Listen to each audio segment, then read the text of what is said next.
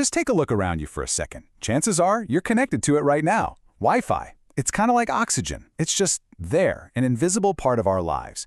But the story of where it actually came from? Well, that's one of the most amazing and honestly untold stories in all of modern technology. I know what you're thinking. That sounds totally made up, right? How on earth could a glamorous movie star from the golden age of Hollywood have anything to do with the Wi-Fi you're using to watch this? It sounds like something out of a movie, but I'm telling you, it's 100% true. And her story, believe it or not, is just the beginning. The journey to get Wi-Fi into your home is this wild ride, connecting top-secret wartime inventions, some brilliant computer scientists on a remote island, and a complete game-changing breakthrough from a team of Australian scientists.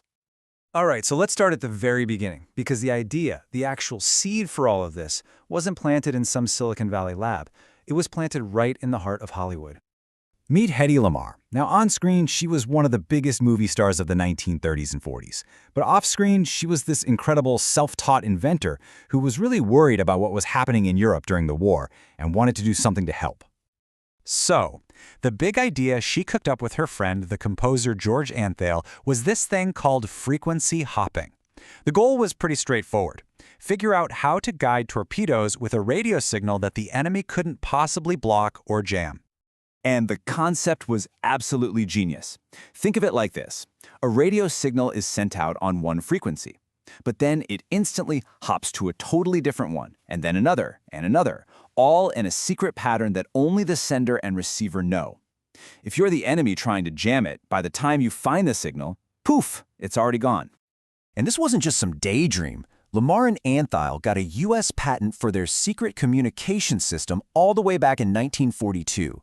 Now, the tech was a little too ahead of its time for the military to actually use during the war, but that patent, it laid the essential foundation for basically all modern secure wireless tech. We're talking GPS, Bluetooth, and, you guessed it, Wi-Fi. Okay, now let's hit the fast-forward button and jump ahead a few decades. We're moving from the war effort into the 1970s, where the next huge piece of the Wi-Fi puzzle falls into place in, of all places, Hawaii. So, over at the University of Hawaii, a group of researchers built something called ALOHANet. It was one of the very first wireless computer networks anywhere in the world, and they built it to connect people on different islands to a main computer. But they immediately hit a massive roadblock. And here was the challenge. How do you get a whole bunch of computers to share the exact same radio channel without all of their messages crashing into each other and turning into a garbled mess? They needed, like, traffic rules for the airwaves. And their solution was just beautiful. It worked like this. A computer sends its data. If it goes through, awesome. But if it collides with another signal, both computers just stop. They wait for a totally random, tiny little bit of time, and then they just try again. This super simple method became the bedrock principle for how networks like Ethernet and Wi-Fi manage traffic even today. The work on ALOHANet directly led to creating industry standards. So by 1997, we get the very first version of the 802.11 standard, which was a huge deal. It created a common language so all wireless gadgets could talk to each other. But even with that rulebook, there was this massive physical problem that nobody had solved yet. A problem that became painfully obvious the moment you tried to use this stuff indoors. And that brings us to our Australian breakthrough, and the team that solved the one problem that almost made fast, reliable indoor Wi-Fi completely impossible.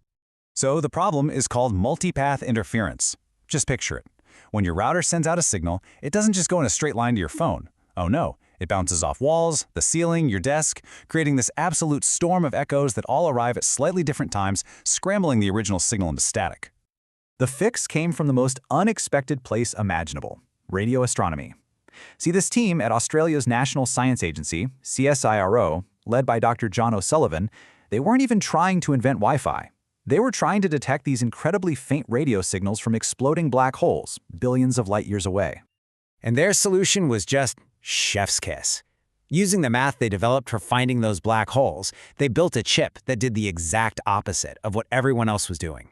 Instead of trying to filter out all those messy echoes, their algorithm collected every single one of them and pieced them back together to make the original signal even stronger. It literally turned Wi-Fi's biggest weakness into its greatest strength. So at this point, all the core tech was finally in place. You've got the security idea from Hedy Lamarr, the networking rules from Hawaii, and the echo fix from Australia.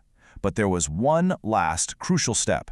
You got to turn this complicated engineering thing into a brand that people actually want.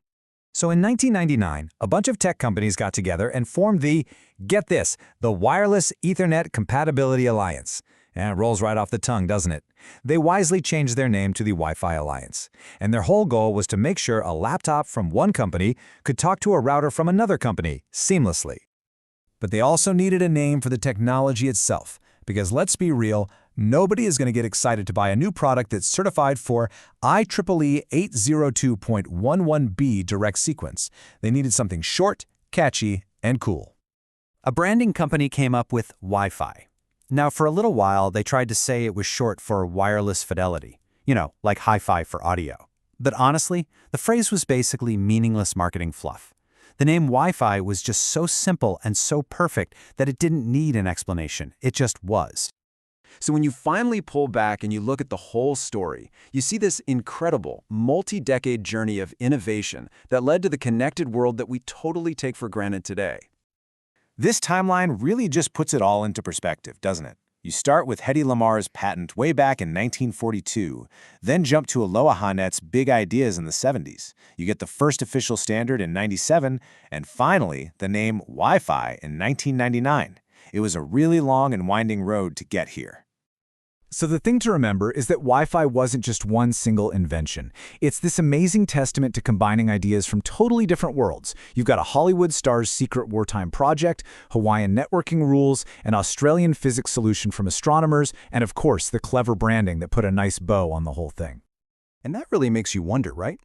The next time you log onto a network, just take a second to remember this incredible secret history, and maybe ask yourself, what other amazing stories are hidden inside the technology we use every single day?